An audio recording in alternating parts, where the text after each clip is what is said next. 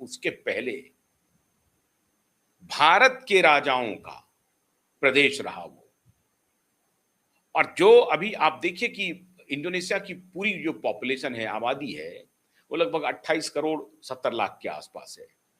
28 करोड़ की आबादी, और जावा जो प्रायद्वीप है, जावा जावा पे में वो दुनिया का सबसे डेंसली पॉपुलेटेड द्वीप है, जो आइलैंड है जावा।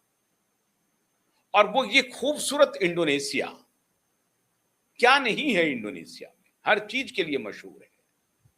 वो इंडोनेशिया, उस इंडोनेशिया के प्रेसिडेंट कह रहे हैं कि ये महज संयोग नहीं हो सकता है कि भारत का जब पहला गणतंत्र दिवस का आयोजन हो रहा था और 26 जनवरी का आयोजन हो रहा था, तो उस वक्त जो विदेशी मेहमान थे भारत के, जो जो अधिकृत रूप से मुख्य अतिथि थे उस कार्यक्रम के, वो थे सुकार्नो, इंडोनेशिया के प्रेसिडेंट।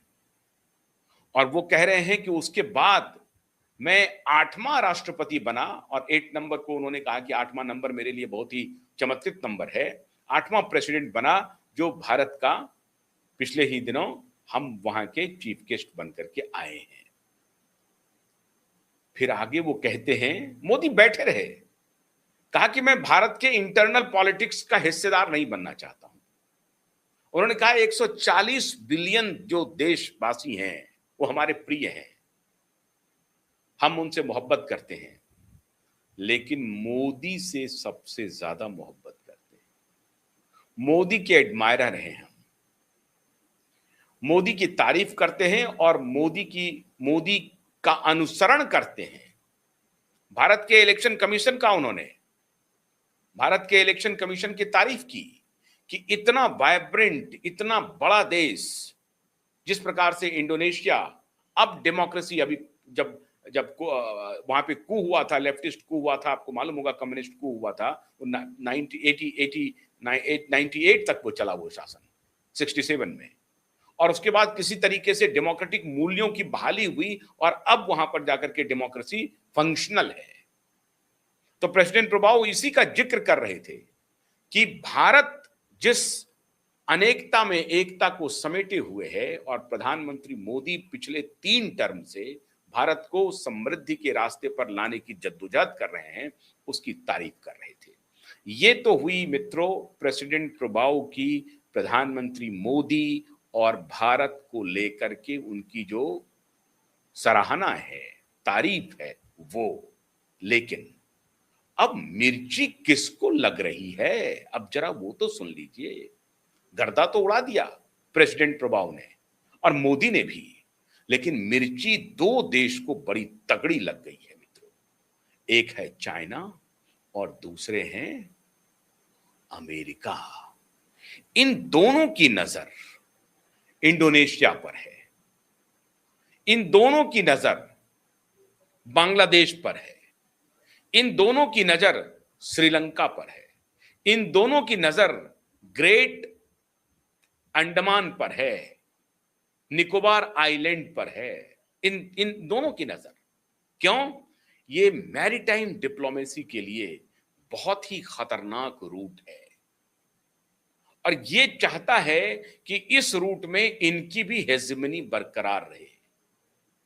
अमेरिका चाहता है कि वो एक्सपेंशन करे, क्योंकि उनको मालूम है मिडिल ईस्ट में तो एक प्रकार से उन्होंने एक छत्र राज कर लिया है, चाहे वो स्ट्रेट ऑफ हॉर्मुज हो, ईरान के बगल वाला हो, अरब की खाड़ी हो, सब जगह, अरब की खाड़ी नहीं, जो प्रशांत महासागर तो इस तरफ है, लेकिन वो जितना ईरानियन सी का जो बेस है वो सब पे उन्होंने एक प्रकार से कब्जा कर लिया है। उनके इजाजत के बिना वहां अब पत्ता नहीं हिल सकता। उसी तरीके से ये ईस्ट अब उनके लिए बैटल ग्राउंड है और वो ये देख रहा है कि ईस्ट में भारत धीरे धीरे एक्सपेंशन कर रहा है। ऑस्ट्रेलिया भी गए अभी प्रधानमंत्री, ऑस्ट्रेलिया से भी वो संबंध सुधारने में लगे हुए हैं। इंडोनेशिया, ऑस्ट्रेलिया के साथ भारत का जो ये संबंध है, अगर, और जापान, अभी जापानीज प्राइम मिनिस्टर आए थे, अभी यहाँ प्राइम मिनिस्टर आई थी अभी यहाँ पे, उन्होंने भी जबरदस्त तारीफ की है भारत की, सब भारत की तरफ देख रहा है। भारत तेजी से विकास करने वाली इकोनॉमी है, पॉजिटिव विचार से आगे बढ़ रही है और इसी अनेकता में एकता के सूत्र में बढ़ करके आगे बढ़ रही है।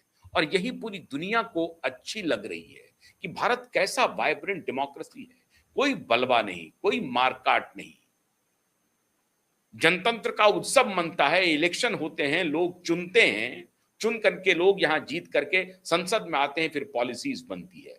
पाकिस्तान की हालत देख लीजिए, चुनाव तो वहां भी होते हैं, लेकिन क्या हालत है वो देख लीजिए। आधे समय तक तो वहां, आधे से अधिक समय तक तो वहां मिलिट्री रूल रहा।